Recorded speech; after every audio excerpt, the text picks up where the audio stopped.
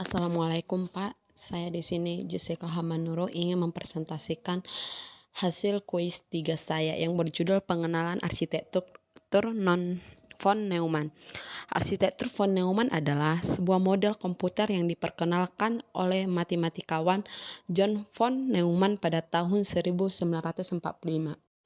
Adapun komponen utama arsitektur von Neumann adalah unit pemrosesan pusat CPU yang dimana dapat mempertanggungjawabkan untuk mengeksekusi instruksi dalam melakukan operasi aritmatika dan logika. Yang kedua ada memori utama, tempat penyimpanan data dan instruksi yang selalu diproses oleh CPU. Yang ketiga ada unit kendali yang mengkoordinasikan aliran instruksi dan data di antar CPU. Dan di sini ada alur instruksi dalam arsitektur von Neumann. Yang pertama, ambil instruksi. Yang kedua, eksekusi instruksi, dan yang ketiga, simpan hasil, yang dimana hasil dari eksekusi instruksi disimpan kembali. Keunggulan arsitektur von Neumann ada 4, yaitu kesederhanaan desain yang untuk mudah diimplementasikan, membuat efisien dan dapat diandalkan. Yang kedua, fleksibilitas pemrograman, di mana model ini memungkinkan lebih fleksibel dan dapat beradaptasi dengan berbagai kebutuhan. Yang ketiga, kemampuan komputasi umum yang dimana dapat berbagi menangani data sederhana hingga kecerdasan buatan konteks. Yang keempat, optimisasi penggunaan memori yang dimana ini untuk mengoptimalkan penggunaan memori, memastikan efisiensi dan kinerja yang lebih baik lagi.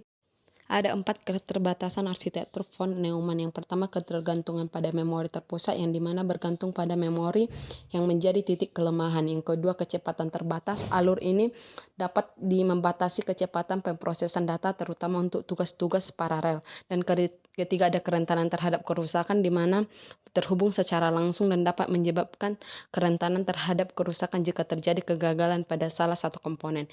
Yang keempat, ada kompleksitas penambahan komponen. Selanjutnya ada pengenalan arsitektur Harvard. Arsitektur Harvard adalah salah satu desain arsitektur komputer yang berbeda dari arsitektur non-Neumann. Dalam arsitektur memori program dan memori dapat dipisahkan, memberikan aliran instruksi dan aliran data.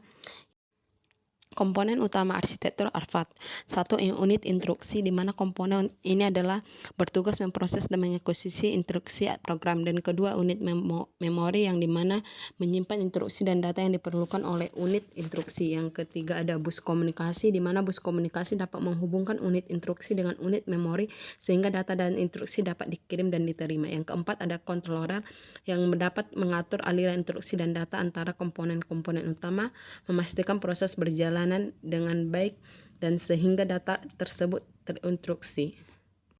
Aplikasi arsitektur von Neumann dan arsitektur Harvard. 1. Komputasi umum. Arsitektur von Neumann digunakan pada komputer umum untuk menjalankan berbagai jenis program. Ini adalah arsitektur dominan dalam industri komponen saat ini. Yang kedua ada sistem tertanam. Arsitektur Harvard lebih cocok untuk sistem tertanam seperti mikrokontroler yang membutuhkan efisiensi memori dan pengiriman data yang tinggi. Yang ketiga ada komputasi terdistribusi, di mana digunakan pada server dan arsitektur komputer tersebut karena fleksibilitas dan kemampuannya untuk menjalankan berbagai workload. Yang keempat ada pemrosesan sinyal yang dimana lebih efisiensi untuk pemrosesan sinyal digital karena pemisahan memori, instruksi, dan data. Dan yang terakhir ada kesimpulan. Dalam presentasi ini saya telah membahas 2 arsitektur komputer yang penting, arsitektur von Neumann dan arsitektur Harvard. Arsitektur von Neumann merupakan desain komputer yang terkenal dengan memisahkan unit pemproses atau CPU dan memori, sementara arsitektur Harvard memiliki jalur terpisah untuk instruksi dan data serta diterapkan pada berbagai aplikasi yang berbeda. Pemahaman tentang arsitektur dasar komputer ini sangat penting bagi para ahli komputer dan perancang sistem. Dengan mengetahui karakteristik masing-masing, kita dapat memilih arsitektur yang paling sesuai dengan kebutuhan aplikasi yang akan kita bangun. Hal ini akan memastikan kinerja dan efisiensi komputer kita berjalan dengan baik. Terima kasih.